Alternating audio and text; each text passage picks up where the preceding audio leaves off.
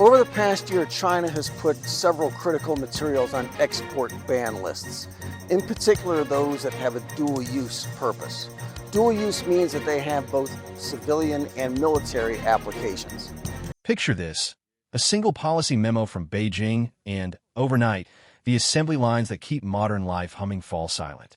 No titanium, no jets, no surgical implants, no next-gen robots.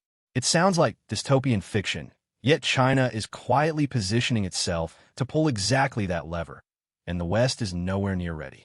Stick around, because by the end of this video you'll know which industries blink out first, how long our stockpiles would last, and why a material most people never think about could redraw the map of global power. Titanium isn't your garden variety metal.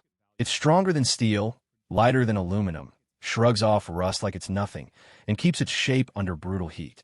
That cocktail of superpowers makes it the backbone of F-35 fighter jets, deep-diving submarines, Mars-bound spacecraft, orthopedic implants, and the carbon fiber skin dream cars of tomorrow. Western engineers love it, but Western supply chains can't survive without Chinese and Russian ore. Together with Kazakhstan, those two nations mine or process roughly 2/3 of the world's titanium. The United States? Barely 5%, and even that relies on foreign sponge for refining. Translation: if Beijing locks the tap, Washington is in for the longest ground stop since the Wright brothers. The scariest knock-on effect hits robotics. Every high-speed industrial arm on a Ford, Tesla, or BMW line counts on titanium joints to stay light, nimble, and precise. Remove that skeleton and you're forced to choose between sluggish steel, soaring energy bills, and flimsy aluminum that cracks under stress. Carbon fiber? Great for bike frames, terrible under factory floor heat. The International Federation of Robotics logged more than 500,000 new units shipped in 2023. Redesigning them without titanium would erase years of R&D and torch billions in sunk cost. That means the West's grand plan to reshore manufacturing with armies of smart robots collapses before it even gets off the ground.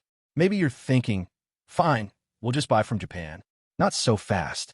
Japanese refineries are world-class, but they churn out only about 15% of global titanium sponge, and they still rely on Chinese or Russian feedstock.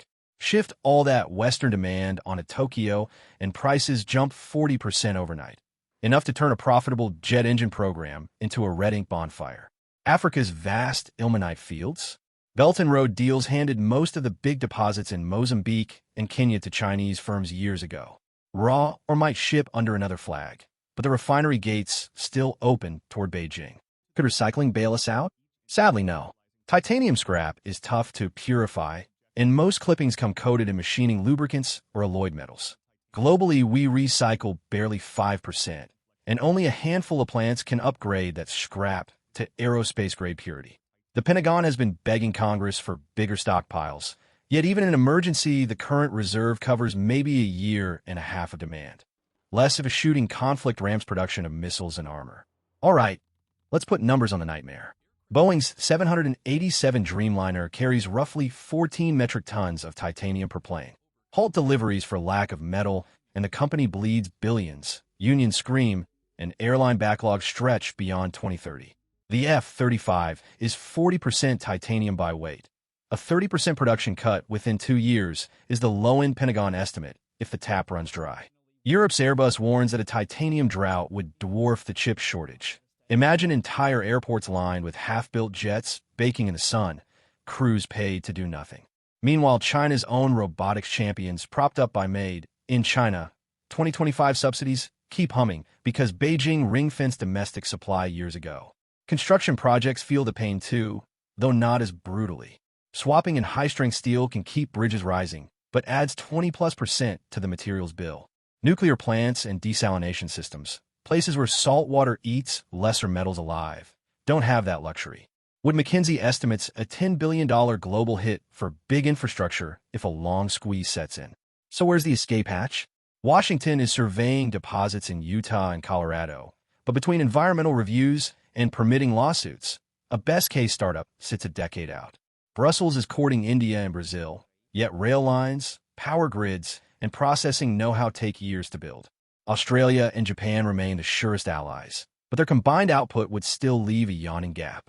The uncomfortable truth is that the only quick fix is diplomacy, convincing Beijing not to play the titanium card, but that chip trades against sanctions, tariffs, and everything else clogging up today's geoeconomic chessboard, all of which means the clock is ticking. If China opts for full export controls, the West tumbles into a supply chain crisis with no instant workaround. Aerospace and defense slow to a crawl, automation dreams stall, and the industrial future tilts eastward. That's not hyperbole. It's the hard math of geology and geopolitics colliding. Yet there's a sliver of hope. A coordinated rush to diversify, fast-tracking new mines, funding next-gen recycling, and stockpiling while prices are still sane could blunt the worst shocks. It won't be cheap, but it buys time, and time is the one resource money can't print once the embargo hits. If you found this breakdown eye-opening, smash that like button and help more viewers grab a front-row seat to the supply chain battles shaping our world. Subscribe to Global Pulse and keep the notifications on, because our next video digs into another unseen choke point that could decide who leads the coming decade. Stay curious and stay prepared.